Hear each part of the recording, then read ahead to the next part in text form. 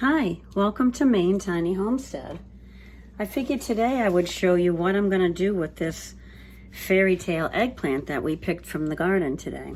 So I'm going to slice it. This eggplant is so tender you don't have to peel it or salt it to get rid of any of that bitterness like you do with regular big Black Beauty eggplants. So what we're going to do just here, we're just going to chop off the ends and chop these up. I'm going to heat up my pan now and get those going.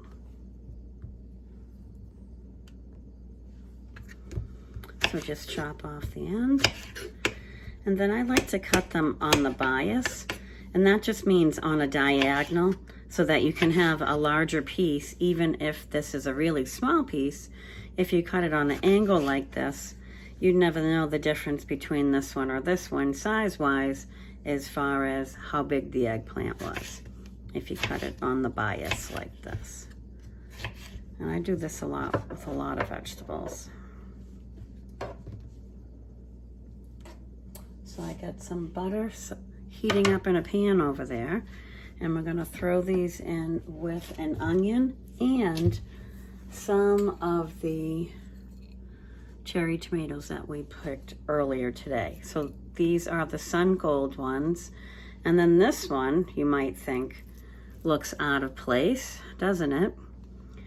This one is a volunteer from last year that was just a regular red cherry tomato, and I let that one go and I got some red ones as well as all the sun golds. So we're going to cut up a few of those too and put them in.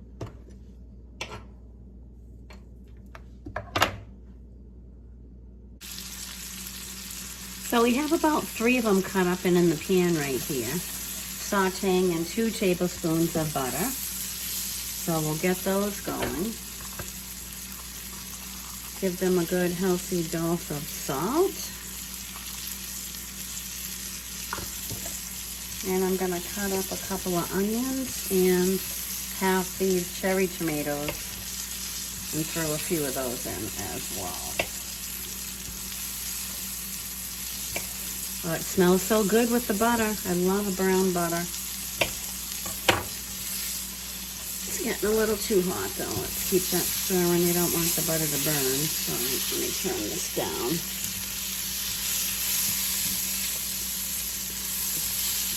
Smells delicious. So we're just going to cook these until they're translucent. So because they're so thin, the slices, and they're so tiny, and because of the type of eggplant, I don't think it should take more than 10 minutes. So let me get the onions chopped up and I'll put those in there next.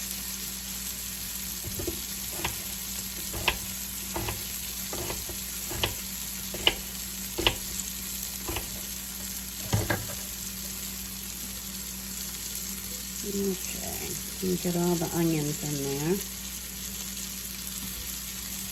I'm going to run back out to the garden and grab some basil to finish this off once we get close to the end of the cook. But for now, let me throw a couple more tomatoes in here.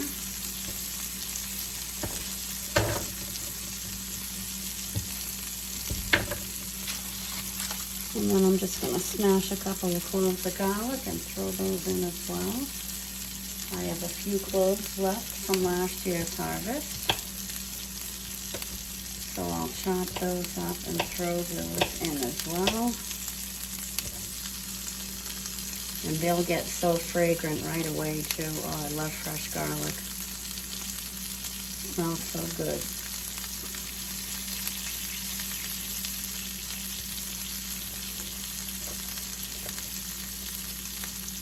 Okay. So we got all that in. This is sauteing up real nice.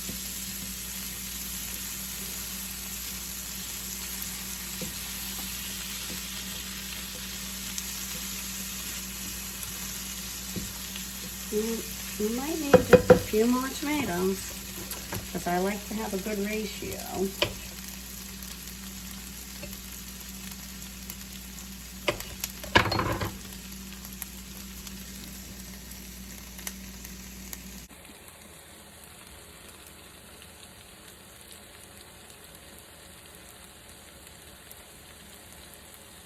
So you can see here that I've added in the basil.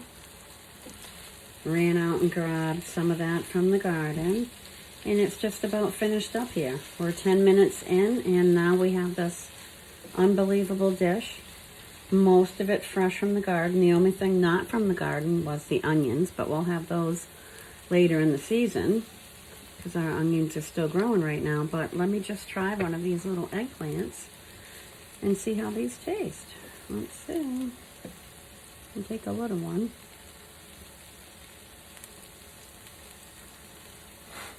Ooh, that's hot. Oh, wow. Mmm. Wow. Surprisingly delicious. Not like a regular eggplant at all. Just a very little hint of eggplant. The texture's totally different. It's more like a squash because the skin is really soft. It's almost softer than a squash skin. It's actually quite delicious. I'm going to try another bite. Mmm. Wow. That is so good. You guys have got to try this and let me know what you think. So delicious.